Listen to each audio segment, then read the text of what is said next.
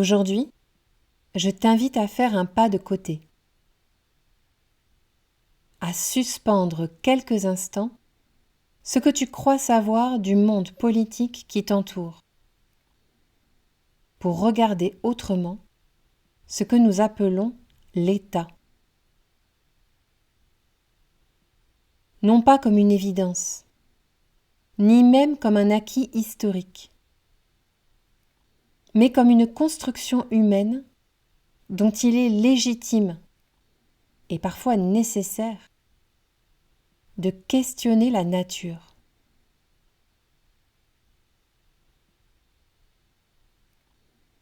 Sommes-nous encore gouvernés selon les termes du pacte social que nous croyons avoir accepté ?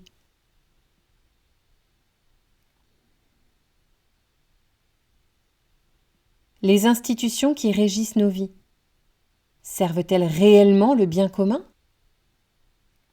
Ou glissent-elles vers quelque chose de plus insidieux ?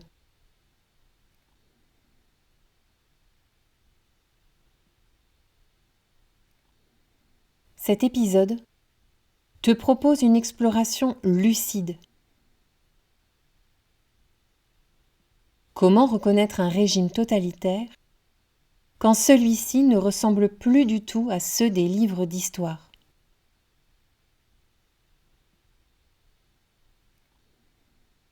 Qu'est-ce qui, au fond, caractérise l'essence d'un totalitarisme ?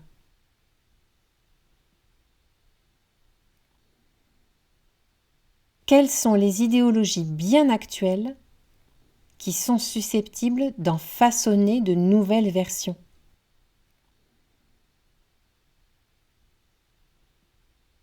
Bienvenue dans un voyage philosophique où l'observation intime, la rigueur intellectuelle et l'expérience citoyenne deviennent nos seules boussoles.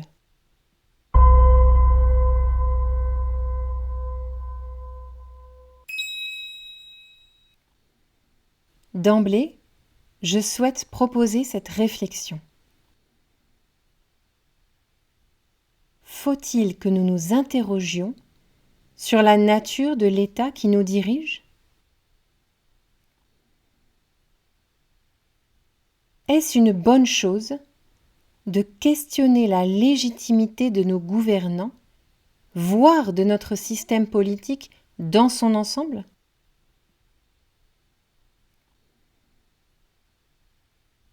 Sommes-nous fondés à analyser à intervalles réguliers les termes de notre contrat social ?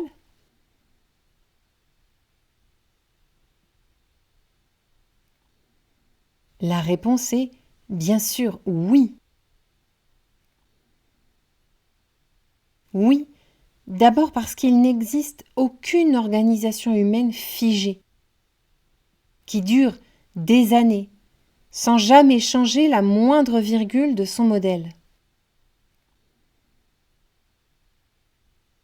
Dans une nation, chaque nouvelle loi est un amendement au pacte social préexistant.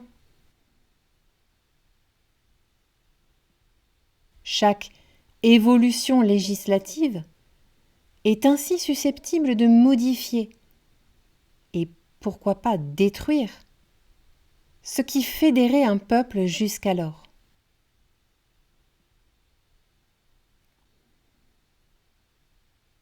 En conséquence, en tant que citoyen, il est loin d'être absurde de s'interroger périodiquement sur la nature de son gouvernement,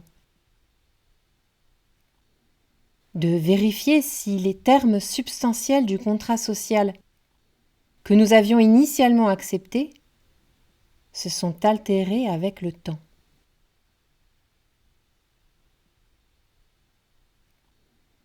Ensuite, un système politique, ses desseins envers les membres de la nation, dépend en grande partie de la volonté et des ambitions des personnes bien réelles qui, pour un temps, sont chargées de l'animer.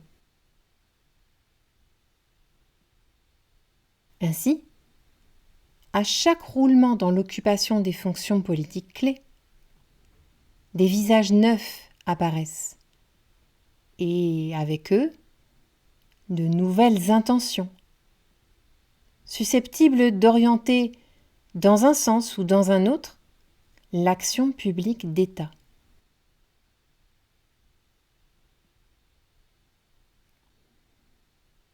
À cette occasion également, le modèle politique de l'État peut glisser,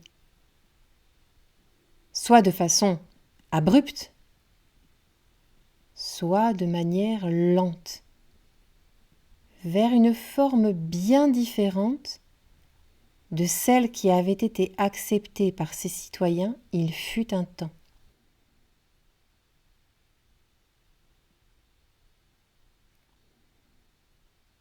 En tout état de cause, ces derniers se doivent non pas de fermer les yeux sur ces évolutions biologiques du système, mais bien de se questionner périodiquement sur la nature de leur gouvernement et sa légitimité.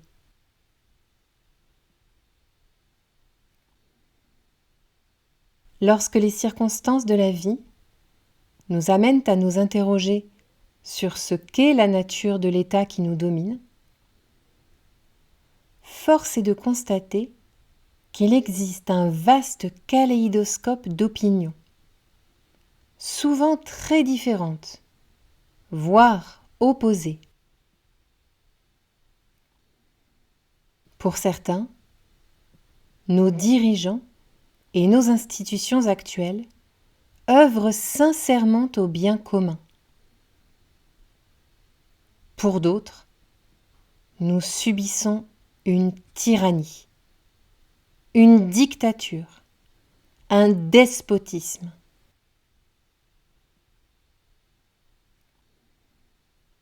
Comment dès lors se repérer et déterminer où se trouve la vérité? Quelle est la vraie nature de nos gouvernements?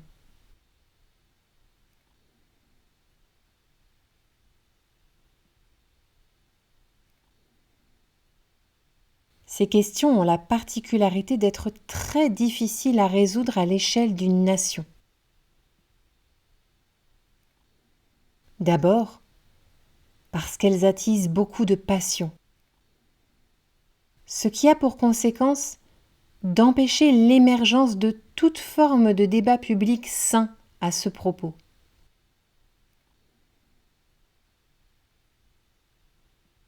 Et ensuite, parce qu'un régime illégitime n'affiche jamais de manière ostensible ses intentions profondes.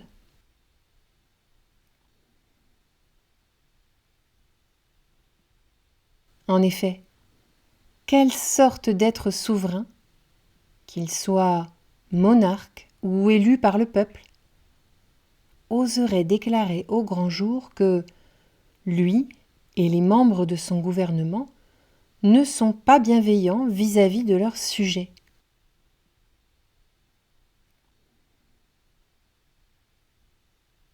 Il ne suffit pas que nos chefs se prétendent pétris de vertu pour que cela fasse d'eux des saints.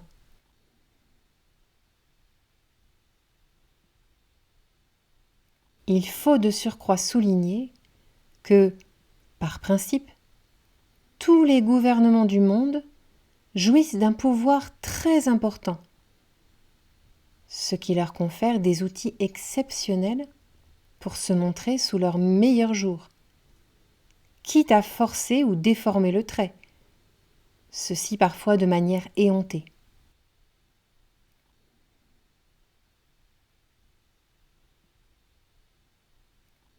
Bénéficier de moyens financiers conséquents et d'une notoriété très supérieure à la normale prédispose favorablement les gouvernements au mensonge.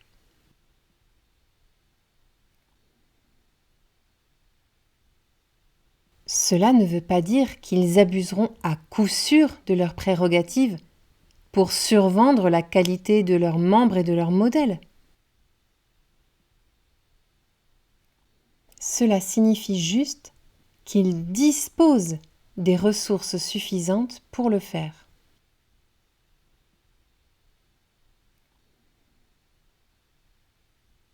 Ensuite, il faut aussi remarquer ce fait qui devrait nous inciter à adopter beaucoup de prudence quand on qualifie la nature d'un État.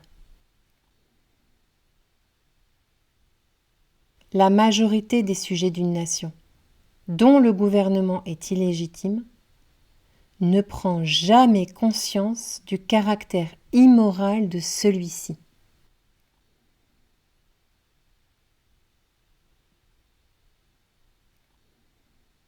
À vrai dire, si tous les êtres humains étaient équipés de radars, leur permettant d'identifier avec certitude les gouvernements délétères, alors nous n'aurions jamais connu, par exemple, les régimes d'Hitler ou de Mussolini.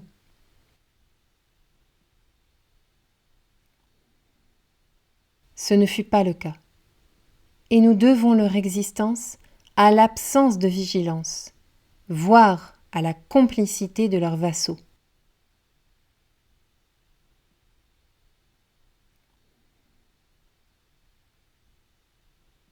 Il n'y a donc jamais de consensus déclaré parmi la population d'un État pour qualifier son gouvernement de mal intentionné.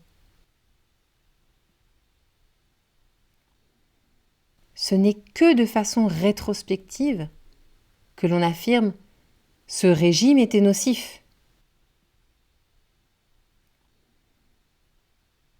Enfin, et pour me faire l'avocat de l'autorité, il faut souligner qu'il est tout à fait possible qu'un gouvernement défendable ait à faire face à une vague de contestation, nourrie par des ambitions malveillantes, visant à le discréditer par le sophisme, dans le but de servir les intérêts d'une poignée.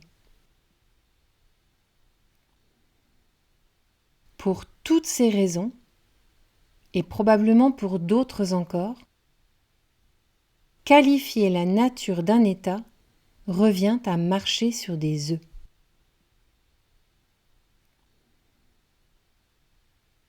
La question « Est-ce que mon gouvernement est légitime ?» doit-elle ainsi demeurer insoluble ? Non, bien sûr.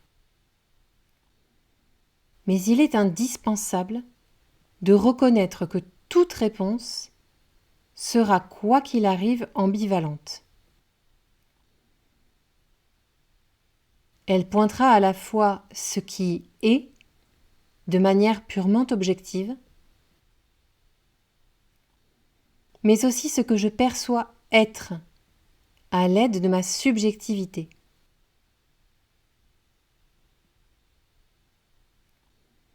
Or, en cette matière, personne ne pourra jamais faire autorité pour séparer le bon grain de l'ivraie.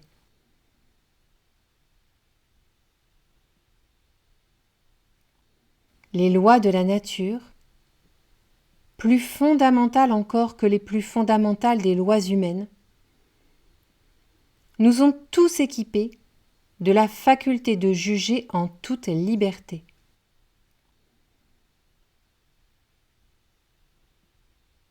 Ainsi, notre condition d'homme, notre incapacité à être omniscient, ne nous permet pas de révéler avec certitude les intentions de nos gouvernants.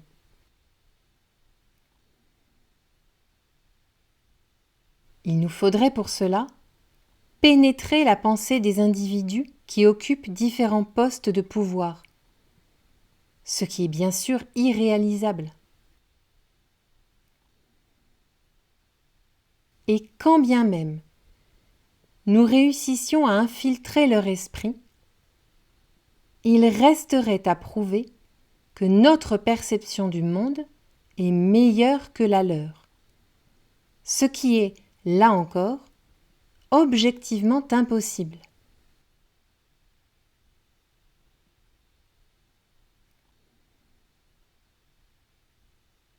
Nous pourrions alors objecter que la nature des gouvernements ne dépend pas uniquement des desseins, avoués ou non, des personnes qui siègent aux différentes fonctions d'État, mais bien des caractéristiques intrinsèques de son modèle politique. Qu'en d'autres termes, la valeur d'un système politique ne résulte pas de la qualité des hommes qui le mettent en mouvement.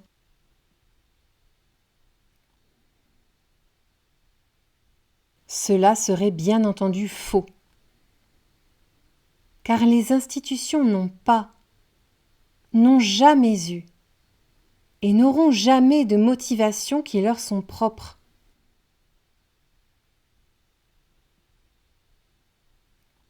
Seuls des êtres vivants peuvent formuler de façon explicite, tacite ou cachée des volontés.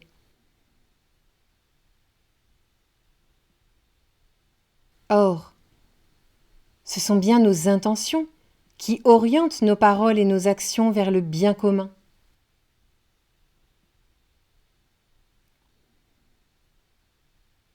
Il est par exemple tout à fait possible que des individus occupant des postes à responsabilité au sein de démocraties, d'oligarchies ou de monarchies aient, au choix, le souhait de couvrir tous leurs sujets d'or ou de s'enrichir personnellement.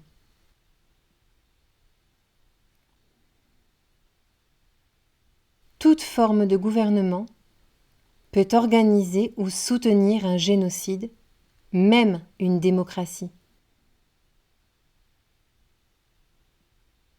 Tout type d'État peut vous priver des droits humains les plus fondamentaux. Soyons clairs sur ce dont il est question ici. Car il ne s'agit pas pour l'auteur de prétendre que tous les systèmes politiques se valent. Les pères et les mères fondateurs d'un système politique peuvent le concevoir de manière à ce qu'il dégage le maximum de bénéfices pour l'ensemble des membres de la nation. Toutefois, une fois ces fondateurs partis, si les héritiers de leurs institutions ne sont pas pétris de bonnes intentions, ou s'ils manquent de clairvoyance quant à la mise en pratique de ces intentions, il se peut que le système périclite et que ce qu'on y trouvait de vertueux au départ n'y soit plus. Ainsi, il est impossible pour l'homme de juger objectivement la légitimité d'une autorité et, par extension, de l'appareil politique qu'elle administre.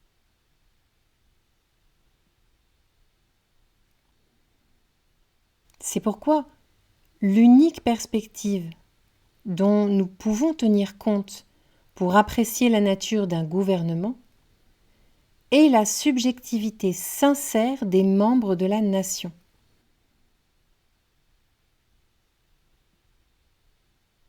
Dans le milieu de l'informatique, on porte une attention toute particulière à l'expérience utilisateur pour parfaire la qualité d'un logiciel.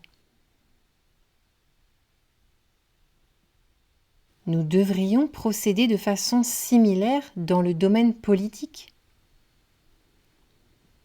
Car seule mon expérience de citoyen peut me guider pour déterminer si, de mon point de vue, mes représentants œuvrent pour le bien commun.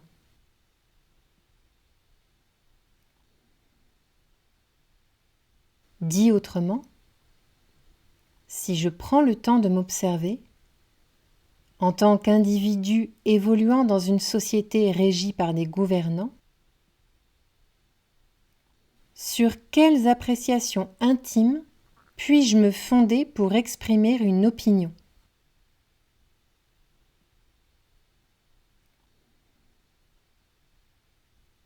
Il appartient à chacun de répondre à cette question sur la base de son vécu.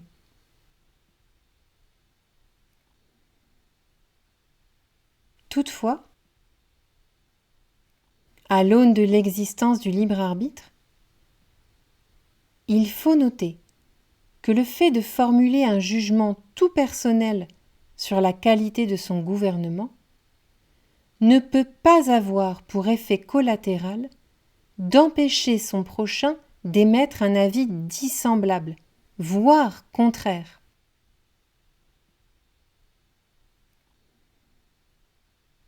Il serait donc vain et immoral d'adopter des attitudes fascistes consistant au choix à forcer la destruction des institutions en place ou, à l'inverse, de contrecarrer l'apparition de nouvelles formes d'État.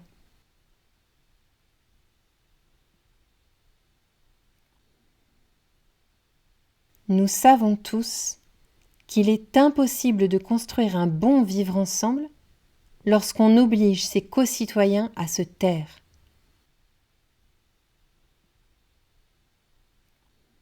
Nous savons tous que briser les velléités d'émancipation de certaines franges de la population entraîne à coup sûr des conflits à terme.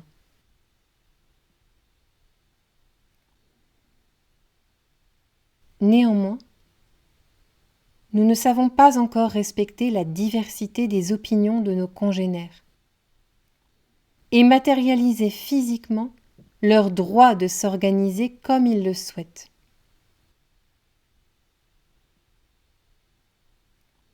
Pourtant, la sagesse voudrait que chacun dispose du plus haut niveau d'autonomie en ce qui concerne le choix de rallier ou non un pacte social. C'est de ce constat philosophique humaniste que naît la possibilité, voire la nécessité, d'instaurer des États sans frontières, c'est-à-dire des autorités qui ne revendiquent l'occupation d'aucun sol et qui reconnaissent à tous le droit de s'émanciper politiquement.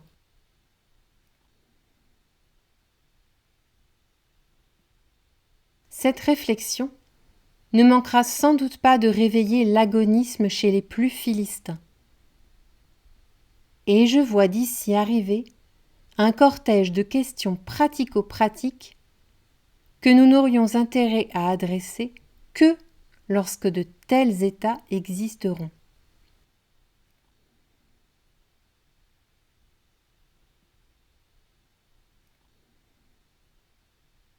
Avant d'en arriver là, soit au moment où, par exemple, nous serons libres d'imaginer qui doit entretenir nos routes et comment la monnaie doit être disséminée à travers la collectivité,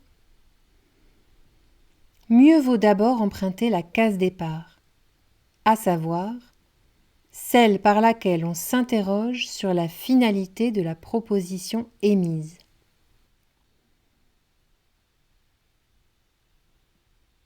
Pourquoi serait-il bon d'inventer de pareils États ? Or, c'est bien cette question à laquelle tente de répondre l'intégralité de cet ouvrage.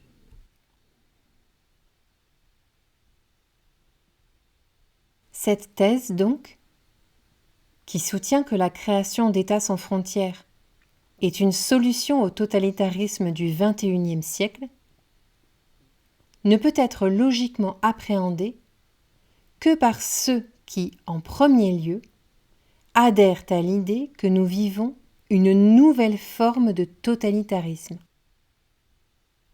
et ensuite sont prêts à découvrir ou redécouvrir la véritable nature de certains concepts fondateurs de notre société. En premier lieu, les notions d'État et de nation.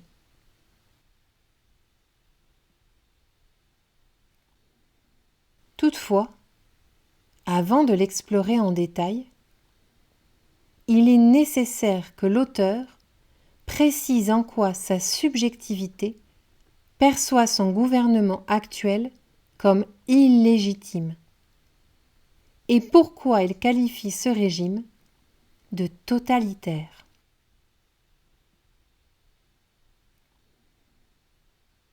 Selon le dictionnaire du Larousse, le totalitarisme est, je cite, un système politique dans lequel l'État, au nom d'une idéologie, exerce une mainmise sur la totalité des activités individuelles. Fin de citation. L'exemple typique de cette dérive autoritaire est bien sûr celui du Troisième Reich, qui, au nom de l'idéologie aryenne, a mis en place quantité de lois faisant intrusion dans la sphère privée des membres de la nation, jusqu'à porter atteinte à la vie de certaines franges de la population. Il est question ici d'un totalitarisme particulièrement nocif et singulièrement dur. Il est bien entendu inutile de souligner qu'il n'est pas nécessaire qu'un système parvienne au même degré d'atrocité pour être qualifié de totalitaire. Il suffit pour cela qu'il réponde aux caractéristiques de la définition évoquée plus haut. Or, à notre époque, et du fait d'un phénomène d'auto-persuasion qui confine à la naïveté, il est courant de penser que certains composants clés de cette définition n'existent pas ou plus.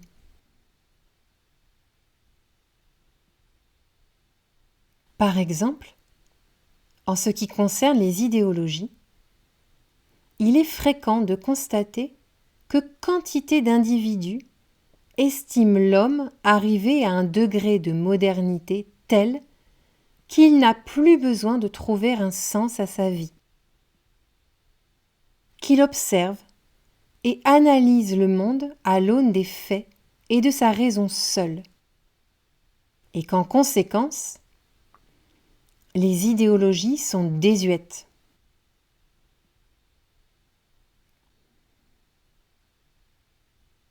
La science, en particulier, aurait, à en croire certains, affranchi l'homme de toute foi aveugle envers des préceptes supérieurs.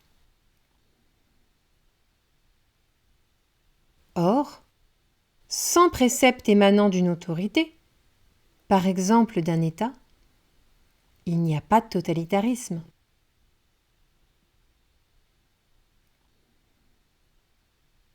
Nous devrions donc nous féliciter d'avoir réussi à franchir collectivement le point historique qui nous libère des dogmes. Ceci sans avoir eu à fournir davantage d'efforts que celui de regarder passer l'histoire.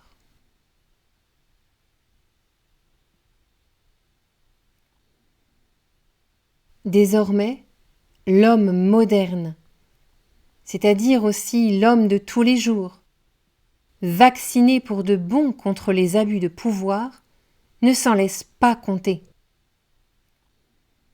Il ne croit pas. Il n'est jamais influencé par je ne sais quel gourou. Il se forge une opinion en consultant des faits, ou tout du moins les fact-checks que d'autres ont vaillamment élaborés pour lui. Et pourtant, ce faisant, il oublie qu'en accusant réception d'une information, il la soumet de manière inconsciente à la moulinette de son appréciation personnelle, dont l'existence est rendue possible par des repères sociétaux, des convictions qu'il tient pour axiomes.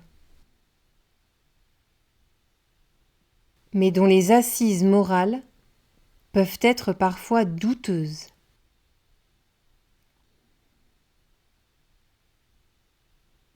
Par exemple, quand l'homme moderne apprend qu'une famille dans le besoin vient de toucher une grosse somme d'argent, il considère que ce fait est bon.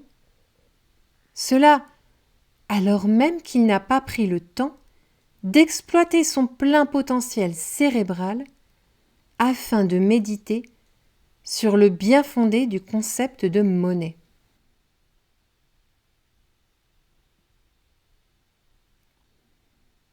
Sans même nous avancer sur la substance réflexive qu'une telle méditation est susceptible de provoquer chez le sujet, nous ne pouvons ici qu'être contraints de nous poser la question suivante.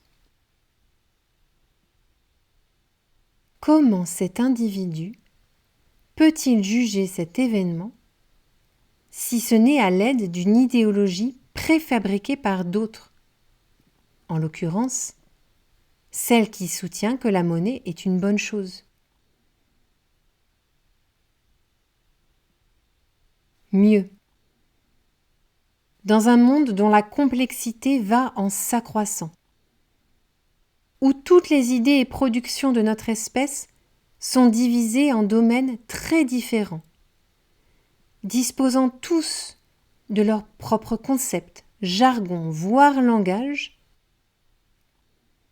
comment pourrions-nous estimer raisonnablement qu'une seule personne est capable de venir à bout de tous les axiomes piégeux de l'existence?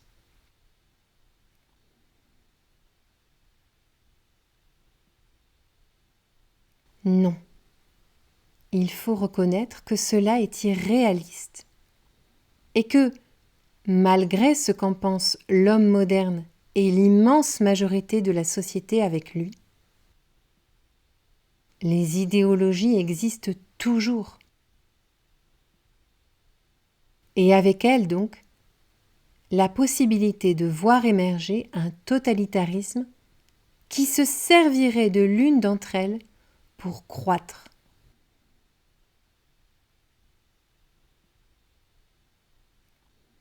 Alors, de quel dogme devrions-nous ainsi nous méfier pour diminuer tout risque de sombrer dans le totalitarisme? Eh bien, de ceux qui sont au cœur de notre société, ou qui tentent à en atteindre le cœur. Car aucune doctrine dont les partisans sont et restent minoritaires n'est un danger pour un peuple dans son ensemble. Par nature, ils les rejettent. Or, si nous devons analyser le centre du magma idéologique des communautés humaines occidentales du XXIe siècle, nous pouvons en distinguer une principale, dont le potentiel totalitaire est important.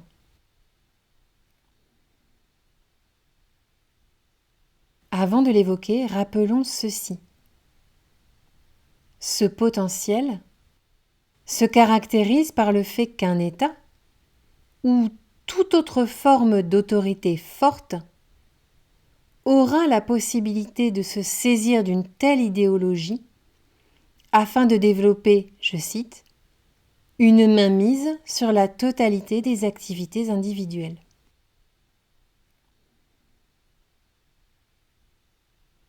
Dès lors, et puisque les sujets de la nation n'exercent plus de contrôle sur leur propre vie, la liberté n'est plus.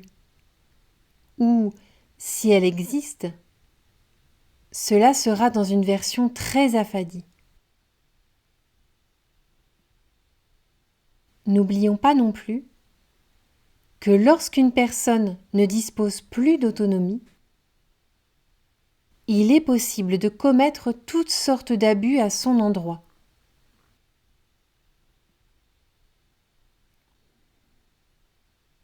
En conséquence, un renoncement progressif à quantité de liberté entraîne mécaniquement à terme un renoncement progressif à quantité de sécurité.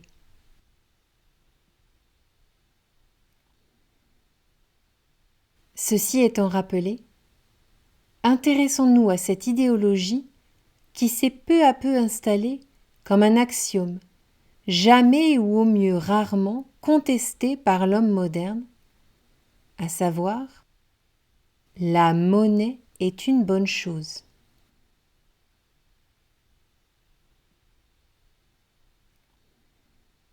Suspendre son jugement sur la moralité de la monnaie n'est pas un exercice anodin.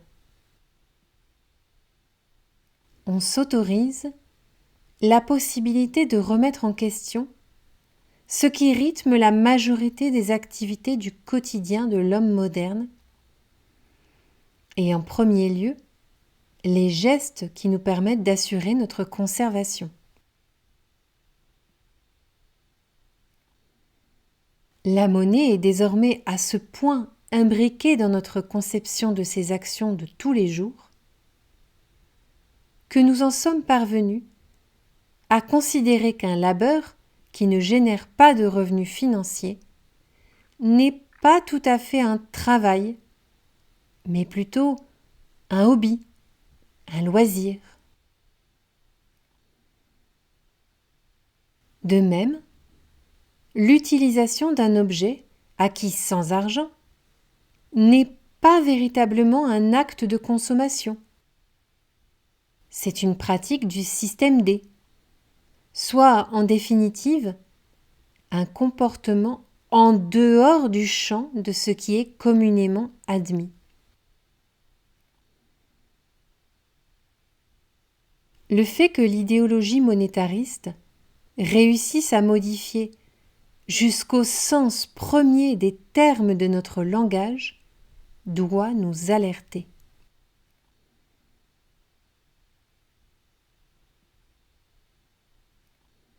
Les mots véhiculent des concepts complexes que nous ne prenons guère le temps d'interroger ou de contester.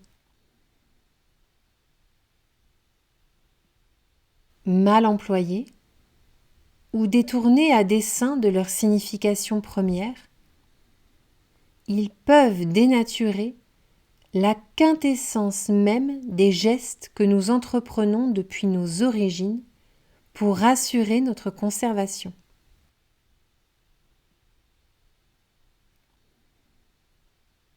Il serait naïf d'estimer que l'homme n'a toujours travaillé que pour engranger de la monnaie, ou qu'il n'a jamais consommé ce que lui offre la terre sans échanger quelques bouts de métal.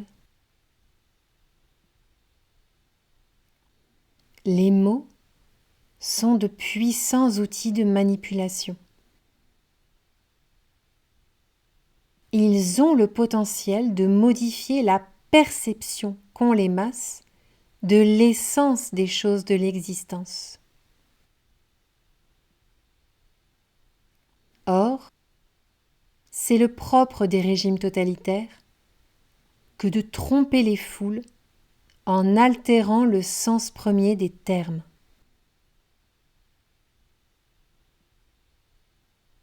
Notons que la novlangue ne consiste pas simplement à travestir la définition des mots. Elle transforme le langage dans le but de véhiculer une idéologie, soit une pensée préfabriquée, articulée autour d'un ensemble d'axiomes piégeux.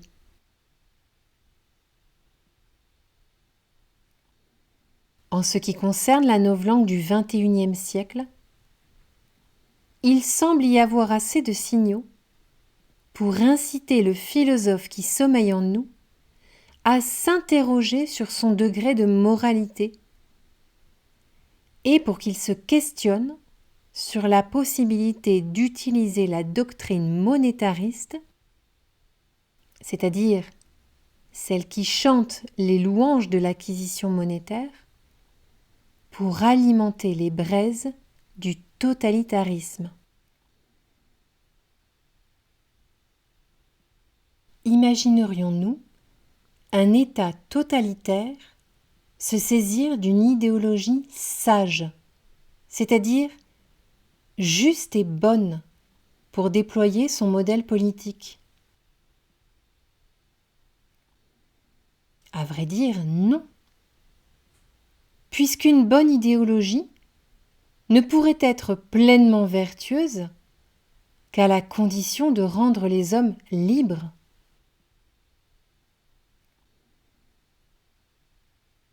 Or, nous avons vu que, par nature, un État totalitaire tend à diminuer l'autonomie des membres de la nation.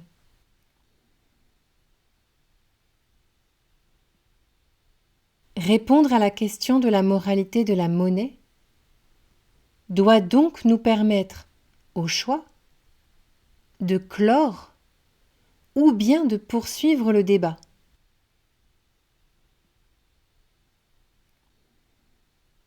Si la monnaie est bonne, ce n'est pas une idéologie utilisable par un régime totalitaire. À l'inverse, si elle est mauvaise, nos investigations doivent continuer.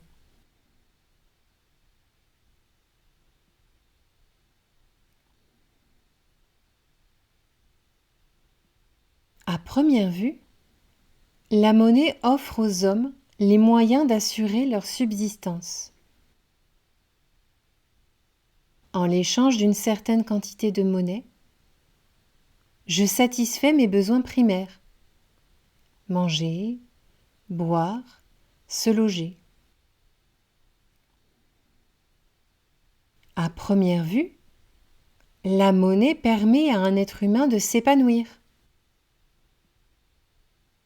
En l'échange d'une certaine quantité de monnaie, je m'adonne aux loisirs qui me font aimer la vie. La monnaie serait donc bonne. Mais devrions-nous arrêter nos réflexions ici? Non, bien sûr. La monnaie, c'est aussi la source de la polarisation la plus marquée au sein de la société. Celle qui distingue les riches des pauvres. Moins je dispose d'argent, moins je parviens à assurer ma conservation et être heureux. En ce sens, l'absence de monnaie serait préjudiciable.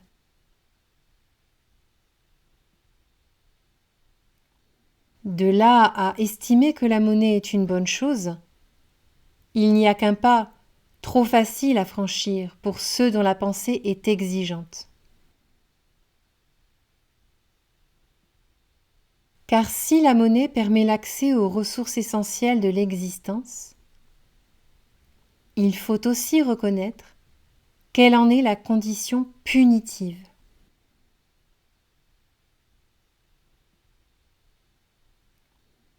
Le sort réservé à ceux qui ne daignent pas produire les efforts requis pour en acquérir suffisamment est tout simplement de ne pas pouvoir prétendre à une vie décente.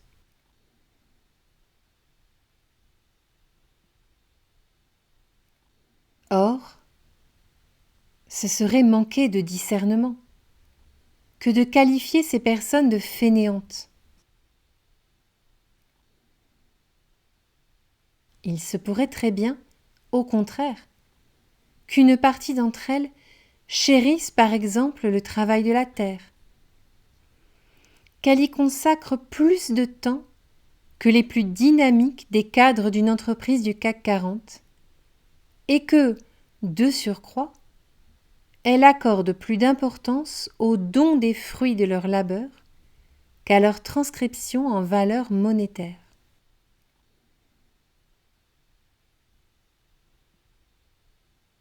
Une personne adoptant ce mode de vie pourrait-elle être qualifiée de malhonnête? Ne peut-elle pas prétendre, comme tout autre être humain, à une vie décente? Doit-elle être traitée en paria? Faut-il s'interdire toute forme d'interaction avec elle?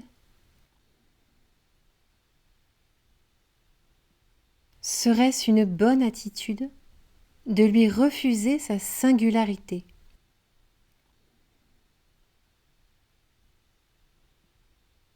Reconnaissons que si l'idéologie monétaire aboutit à créer une société dans laquelle il est impossible de lui trouver une alternative morale, alors elle devient elle-même immorale, puisqu'elle ne garantit pas l'existence de liberté qui s'y conforme.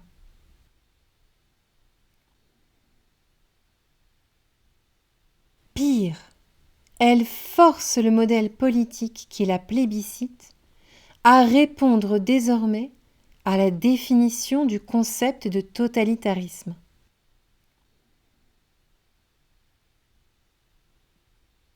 Que dirions-nous en effet d'un État qui œuvre de toutes ses forces pour contraindre les sujets de sa nation à adopter un seul et unique mode de vie par la monnaie?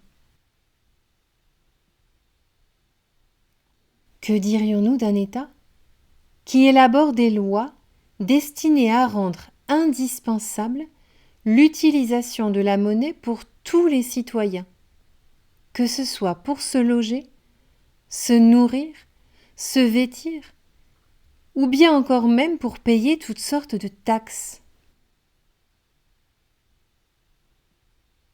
Ne dirions-nous pas qu'il tend à, je cite, exercer une mainmise sur la totalité des activités individuelles au nom d'une idéologie? De cette idéologie, toxique pour la diversité des pensées et modes de vie, découleront beaucoup d'autres problèmes sociaux structurants. Si l'accaparement monétaire devient synonyme de réussite, et si cette idéologie est, de façon conscientisée ou non, valorisée plus que d'autres, alors il ne faudra pas s'étonner de voir de nombreuses formes de bien-être considérées secondairement, voire ne pas être traitées du tout, au profit d'une logique d'acquisition monétaire. C'est aujourd'hui quelque chose que nous pouvons constater dans quantité de dimensions de la vie humaine, dont voici un florilège d'exemples certainement loin d'être exhaustif. Produits pharmaceutiques inefficaces, voire dangereux, consommés de manière plus ou moins contrainte au profit du chiffre d'affaires de différents laboratoires. Enfants privés de l'éducation de leurs parents, au profit de multiples entreprises liberticides qui emploient de la main-d'œuvre dessaisie de son rôle parental et du temps nécessaire pour l'exercer. Salariés dépossédés de leur temps de vie disponible, au profit de l'enrichissement de leur maître. Citoyens expropriés de leur pouvoir politique, au profit de la professionnalisation de cette discipline, et donc de son accaparement par une poignée qui bénéficie de salaires élevés grâce aux impôts payés par le contribuable.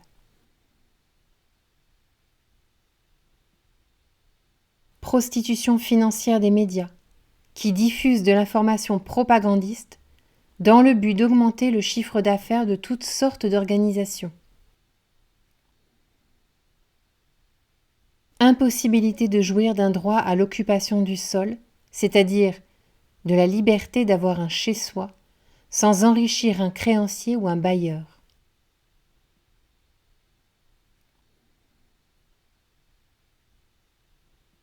À ce stade, voici posée une argumentation subjective qui déclare que nous sommes dominés par un système qui répond à la définition du terme totalitarisme. Notons que ce système ne semble pas être aussi identifiable que ses prédécesseurs, car son moteur n'est ni un petit homme moustachu médiatisé, ni un gouvernement. En réalité, il ne s'agit pas à proprement parler d'un État totalitaire, mais plutôt d'une alliance de corporations qui produisent des effets totalitaires. Appelons cela le totalitarisme corporatiste. Celui-ci est constitué de 3 organes qui, de manière explicite ou tacite, se sont fédérés pour composer une forme de pouvoir difficile à détecter, puisque par nature elle est fragmentée. Le premier des membres de cette coalition, celui qui occupe la fonction de cerveau, est évidemment celui qui a un intérêt à maximiser sa capitalisation monétaire. On fait ici référence à ceux qui tirent le plus de bénéfices pécuniaires de l'activité économique. Pour cette raison, nous appellerons ce groupe corporation financière, même si bien sûr, elle ne réunit pas uniquement des professionnels de la finance, mais bien tous les mastodontes du monde des affaires.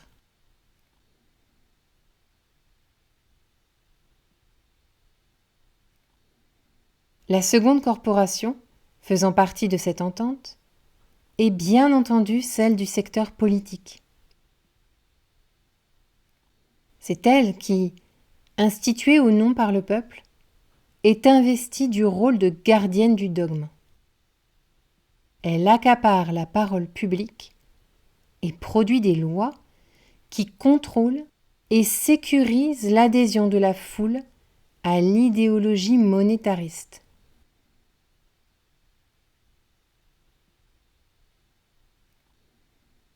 Enfin, le dernier membre de cette alliance est celui qui occupe la fonction communicante, à savoir les médias, chargés de diffuser la narration officielle, c'est-à-dire la doctrine totalitaire.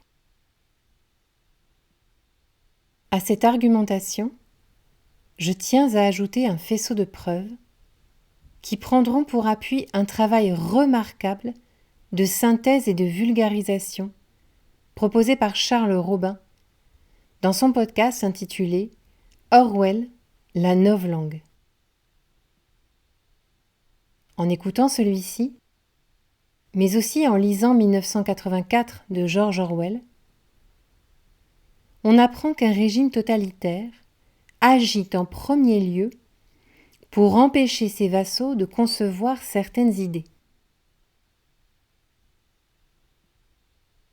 C'est logique.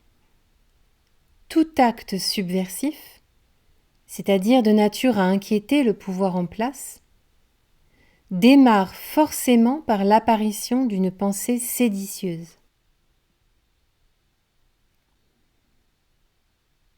Pour contrecarrer l'émergence de toute forme d'opposition, rien de mieux donc que d'éliminer l'idée d'emblée.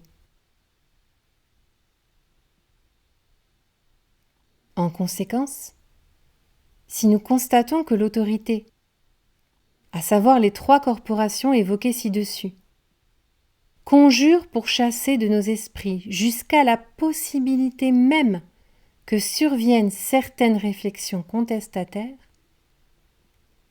nous disposerons d'une preuve pour qualifier ce système de totalitaire. Or, à bien regarder l'humanité telle qu'elle se présente à nous en ce début de XXIe siècle, nous sommes forcés d'admettre que l'idéologie monétariste est ultra dominante et qu'elle a expulsé toute perspective de vie non financiarisée hors de la fenêtre d'Overton.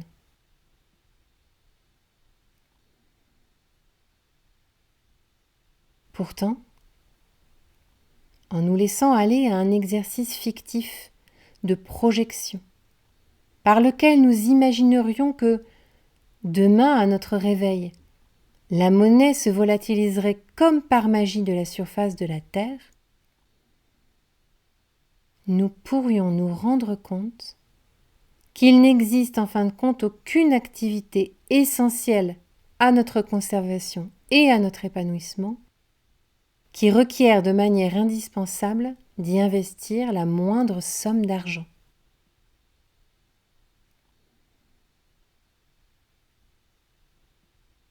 Je vous encourage à engager cette expérience de pensée chez vous, tout seul ou avec vos proches. Essayez, l'espace de quelques minutes, de méditer sur ce qu'il pourrait se passer dans les faits pour vous et votre entourage si toute forme de monnaie disparaissait tout à coup.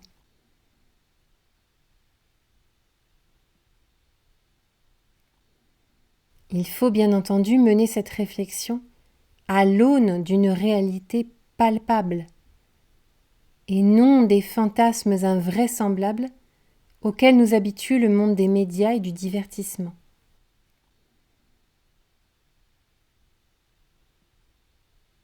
Il est aussi nécessaire de conduire cette expérience pour soi, c'est-à-dire en se demandant ce que pourraient être nos réactions personnelles, et non pas celles de nos congénères, que nous avons souvent tôt fait de juger avec une sévérité excessive.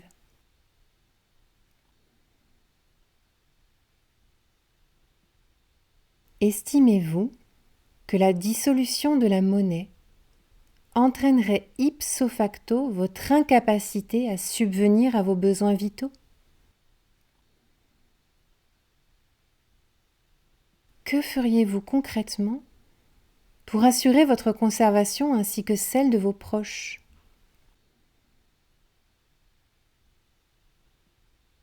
La destruction de la monnaie vous priverait-elle de votre faculté d'entreprendre? Ou au contraire, vous permettrait-elle de lancer les projets de vos rêves?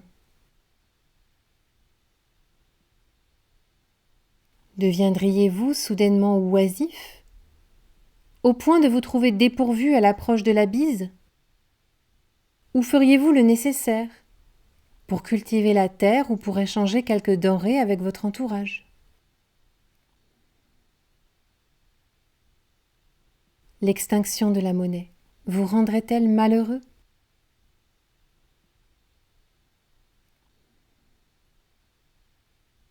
Pour terminer d'introduire cette première preuve, soulignons que, bien entendu, la suppression de la monnaie n'est pas la seule idée que notre régime totalitaire tient à éclipser.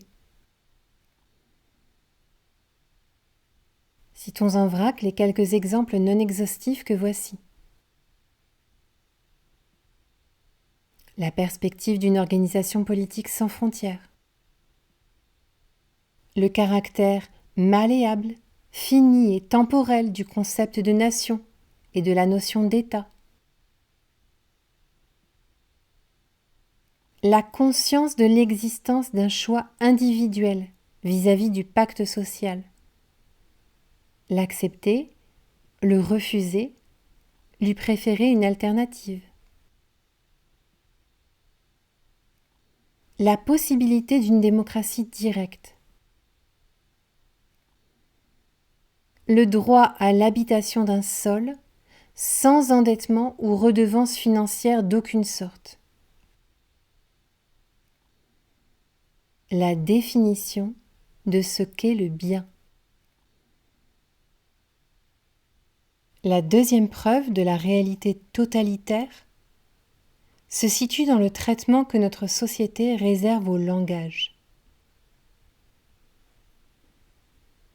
À son époque, Orwell mettait en exergue avec précision la façon dont un gouvernement peut procéder pour reconfigurer une langue de manière à ce que l'élaboration d'idées subversives devienne inaccessible. Il s'agit là d'œuvrer à la source, pour emprisonner le sujet dans l'emploi d'un vocabulaire restreint et rigide, qui le privera de la capacité de formuler des opinions à contre-courant. Pour ce faire, le régime totalitaire peut réduire le nombre de mots couramment utilisés, altérer la définition de certains d'entre eux, ou diminuer les moyens d'exprimer des nuances.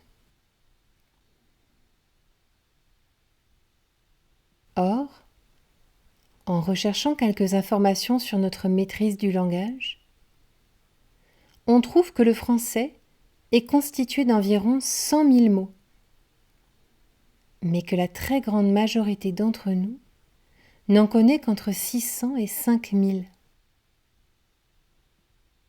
Autrement dit, nous ne dominons en général que 0,6 à maximum 5% de notre langue. Comment développer une pensée riche, profonde et nuancée dans ces conditions ?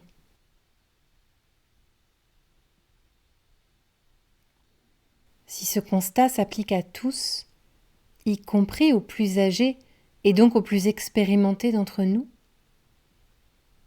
il faut souligner que les choses ne devraient pas aller en s'arrangeant, puisqu'il est désormais notoire que nous sommes engagés dans un mouvement de simplification de l'apprentissage du français.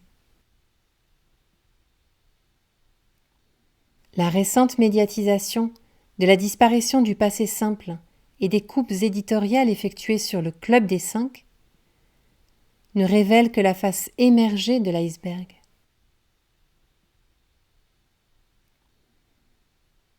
En effet, si tous les comportements de notre société sont justifiés par l'acquisition monétaire, qui trouvera une objection à ce qu'on allège notre langue, par exemple pour en faciliter l'utilisation dans des échanges commerciaux ?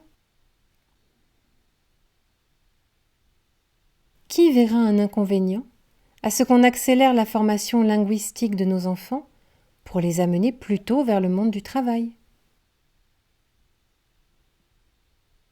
Qui estimera qu'il est salutaire d'apprendre le vocabulaire employé par quantité de penseurs et écrivains si l'on n'y a pas recours dans des relations marchandes ? Si le format du livre se vend moins, qui trouvera quoi que ce soit à redire au fait que nous soyons engagés dans un processus qui vise à aligner le français scriptural sur le français oral ?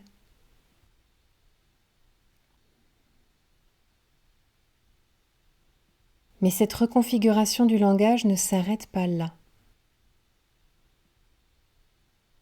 À qui aura-t-il échappé que la novlangue est l'outil de prédilection de la classe politique ? Lorsqu'un élu est chargé de faire passer les intérêts des puissants avant ceux de la population, comment peut-il garder le soutien de la plèbe ? Eh bien, en prenant garde à ce qu'il s'apprête à dire de manière ostensible, bien sûr. Les mots seront choisis méticuleusement. On n'hésitera pas à recourir à des locutions qui adoucissent le message, telles que dialogue social, plan de sauvegarde de l'emploi ou conduite du changement. Souvent, on utilisera des formules creuses, vidées de leur sens, pour obtenir l'adhésion de l'auditoire. Ainsi, pour vous faire accepter une mesure publique qui ne sert pas vos intérêts, on vous demandera de démontrer votre agilité, votre réactivité ou votre capacité à relever les défis de notre monde.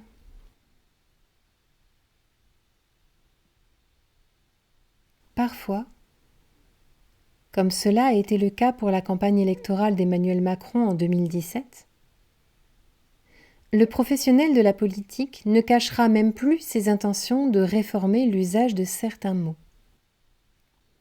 Je cite : « Je n'aime pas le terme de pénibilité, donc je le supprimerai, car il induit que le travail est une douleur. » Avec cette intervention, Macron tente de modifier l'emploi d'un terme sur la base d'un jugement qui n'est pas partagé par tous. On peut en effet estimer, sans avoir honte, qu'un métier fastidieux, mal rémunéré et qui sert grassement les intérêts financiers d'autrui est pénible.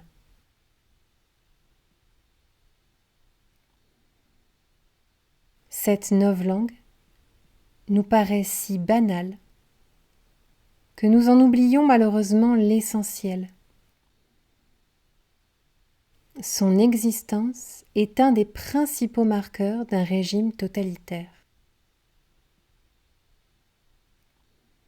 Notons ensuite que le totalitarisme, selon Orwell, s'appuie aussi sur l'utilisation de paradoxes que le pouvoir assène régulièrement aux dominés. Nous avons tous en tête le célèbre slogan « La guerre, c'est la paix », dont il est fait mention dans le roman publié en 1948. Là encore, le recours à de tels procédés n'est pas anodin.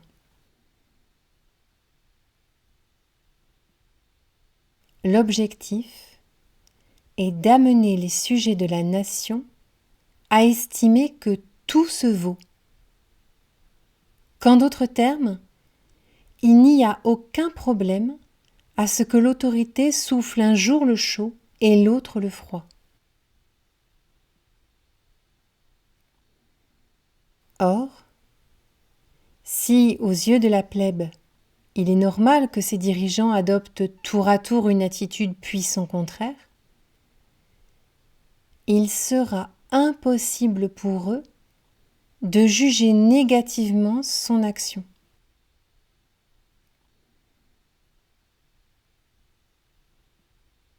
C'est précisément ce qu'il se passe depuis qu'Emmanuel Macron est devenu chef d'État en France.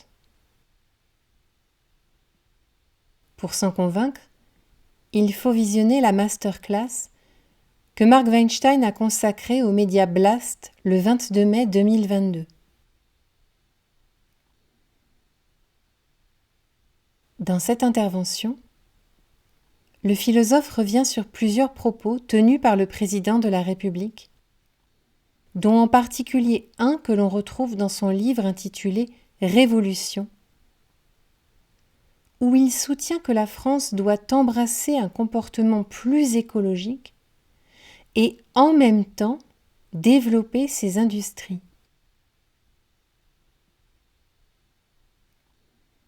Or, il est évident, pour qui garde un tant soit peu les pieds sur terre, qu'un mode de vie éco-responsable n'est pas compatible avec le maintien du modèle ultra centralisé et industriel des multinationales du CAC 40.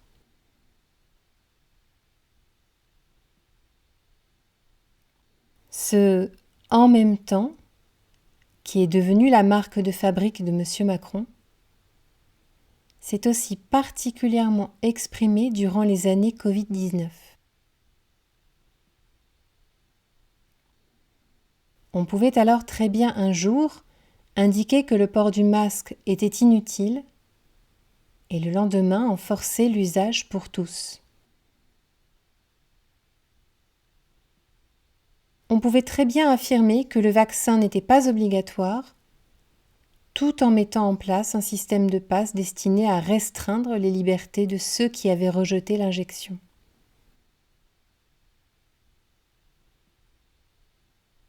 On pouvait très bien déclarer que les services hospitaliers étaient saturés, tout en suspendant les soignants non vaccinés. On pouvait très bien prétendre vouloir rassembler les Français, tout en emmerdant les non vaccinés. On pouvait plébisciter la démocratie, tout en élaborant des mesures vouées à faire taire ceux que l'on appelait les complotistes. On pouvait feindre de se préoccuper de la santé des citoyens, tout en leur refusant les traitements les plus élémentaires.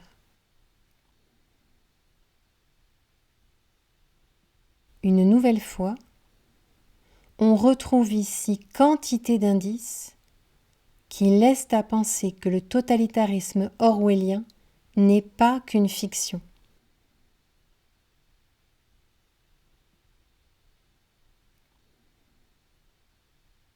Ce faisceau de preuves étant exposé, il nous est désormais possible de comprendre les motivations profondes du projet Ecclesia, à savoir créer une alternative solide au totalitarisme monétariste du XXIe siècle.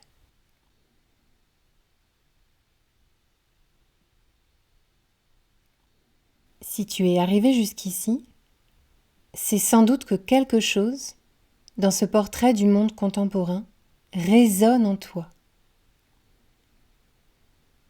Non pas comme une certitude, aucune n'est possible, mais comme une intuition.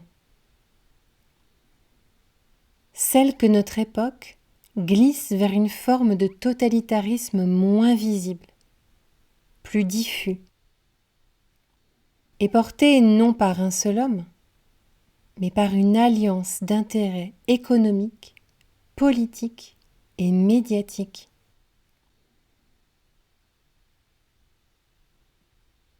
Comprendre ce mouvement, ce n'est pas céder à la peur, c'est reprendre possession de ton regard, redonner du sens aux mots que tu utilises, mesurer les idéologies qui traversent ton quotidien.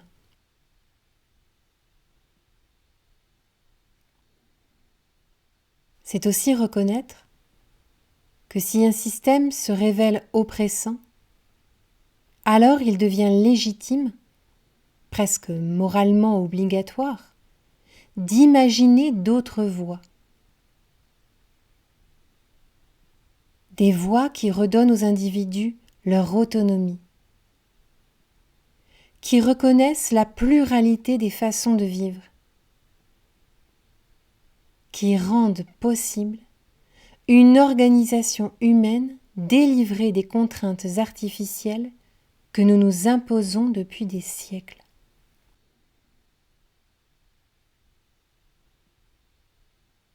C'est précisément là que s'enracine le projet Ecclesia. Proposer un horizon alternatif, cohérent, pacifique, sans territoire, où chacun peut choisir le pacte social qu'il souhaite rejoindre.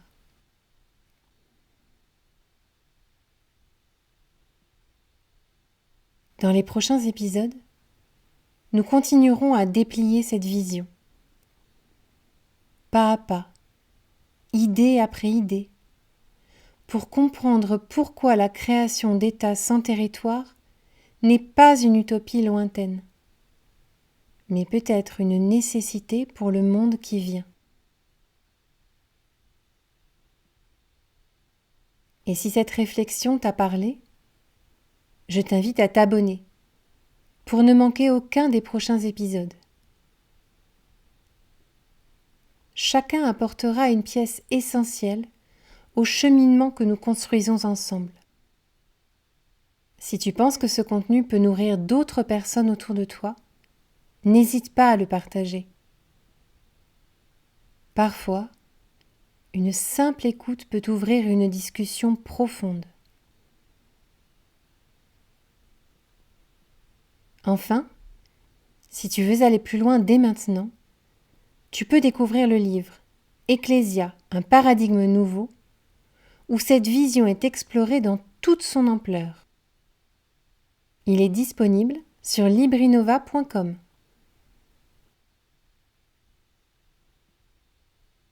Avant qu'on se quitte, j'aimerais te proposer une dernière réflexion.